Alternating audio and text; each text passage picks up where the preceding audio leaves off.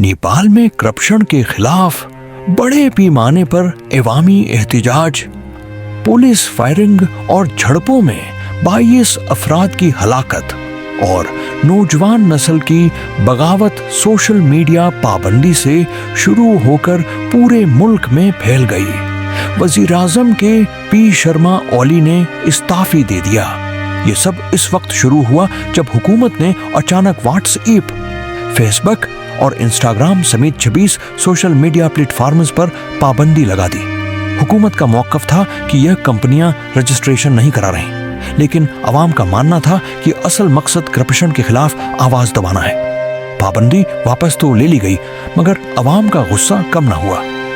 पैर के रोज हजारों नौजवान, जिनमें ज्यादातर कॉलेज और यूनिवर्सिटी के तलबा थे, सड़कों पर निकल आए, हाथों में बैनर्स और प्ले कार्ड्स जिन पर लिखा था जनरेशन ज़ेड बुदानवानी के खिलाफ। मुजाहिरीन ने पार्लियामेंट की इमारत का घेराव किया।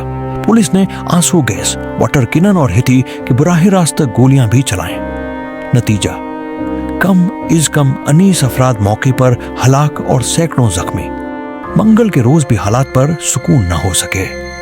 मुजाहिरीन ने पार्लियामेंट की इमारत को आग लगा दी, सियासी रहनुमाओं के घरों पर हमले किए और सरकारी दफातर को नुकसान पहुंचाया।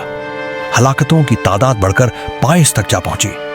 हालात की संगीनी देखते हुए नेपाली फौज के सरबराह जनरल अशोक राज सुखडेल सामने आए। उनका कहना था कि अगर अमन कायम न हुआ तो फौज मुदाखलत करेगी, लेकिन साथ ही उन्होंने मुज़ाकरात की पेशकश भी की। दूसरी जानिब वजीर आज़म के पी शर्मा ओली ने इस्तीफा दे दिया है ताकि उनके बकूल आईनी हल तलाश किया जा सके। मगर अब सबसे बड़ा सवाल यह है कि मुल्क की क़ियादत कौन संभालेगा। यह एहतिजाज मुनफरिद है क्योंकि उसे लीड करने वाला कोई रवायती सियासी रहनुमा नहीं, बल्कि नौजवान खुद हैं। सोशल मीडिया पर चलने वाले हैशटैगर्स जैसे नाश को नीपो किड्स और खमाश को नीपो बेबी उनकी पहचान बन गए हैं। ये नारे उन सियासी खानदानों के खिलाफ हैं जो अवामी पैसों पर ऐश करते हैं, जबकि आम शहरी महंगाई, बेरोजगारी और करप्शन के बोझ तले दबे हुए हैं। एक तालिबा कहती है, हमें सिर्फ फेसबुक चाहिए, ऐसा नहीं, हमें करप्शन का खात्मा चाहिए। फी अलहाल मुल्क में गैर यकीनी सूरत हाल है। कर्फ्यू के बावजूद अवाम सड़कों पर हैं। वज़रा और बड़े रहनुमा महफूज मकामात पर पनाह लेने पर मजबूर हैं।